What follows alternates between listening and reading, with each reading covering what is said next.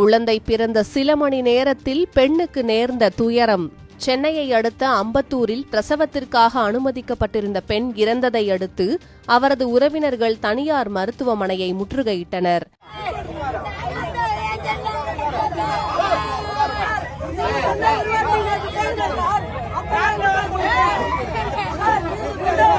திருமுல்லைவாயில் நாகம்மை நகரை சேர்ந்தவர் முத்துக்குமார். இவரது மனைவி ஜோதி நிறைமாத கர்ப்பிணியாக இருந்தார். இவரை பிரசவத்திற்காக திருமுல்லைவாயில் சோளம்பேடு சாலையில் உள்ள தனியார் மருத்துவமனையில் கடந்த 16ஆம் தேதி குடும்பத்தினர் சேர்த்தனர். அடுத்த நாள் காலை ஜோதிக்கு அறுவை சிகிச்சை மூலம் ஆண் குழந்தை பிறந்தது. குழந்தை பிறந்ததும் ஜோதி வெகு நேரம் மயக்க நிலையில் இருந்துள்ளார். அறுவை சிகிச்சையின் போது அதிக அளவில் இரத்தப்போக்கு ஏற்பட்டதாக மருத்துவர்கள் கூறியுள்ளனர். சிறிது நேரத்தில் ஜோதிக்கு மூச்சு திணறல் ஏற்பட்டதாகவும் உடனடியாக ரத்தம் தேவைப்படுவதாகவும் மருத்துவர்கள் கூறியுள்ளனர். இதனால் வேறொரு தனியார் மருத்துவமனைக்கு ஜோதியை அழைத்து செல்ல குடும்பத்தினர் ஏற்பாடு செய்துள்ளனர். இதை அறிந்த மருத்துவமனை நிர்வாகம் கோடம்பாக்கம் பகுதியில் உள்ள மெட்வே தனியார் மருத்துவமனையில் சேர்க்கும்படி கூறியுள்ளது.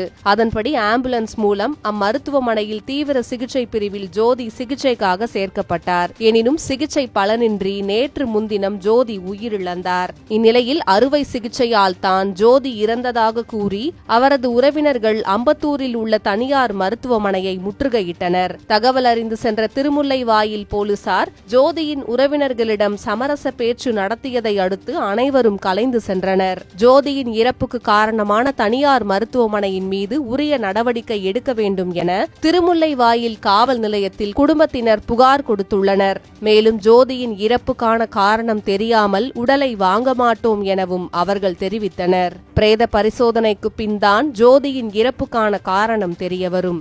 அதோடு பல ஆண்டுகளாக குழந்தை இல்லாமல் இருந்த ஜோதிக்கு தற்போதுதான் குழந்தை பிறந்தது என்றும் குழந்தையை வளர்க்க அதிக ஆசையுடன் ஜோதி காத்திருந்ததாகவும் உறவினர்கள் கூறி அழுத செயல் காண்போரை கண்கலங்க செய்துள்ளது.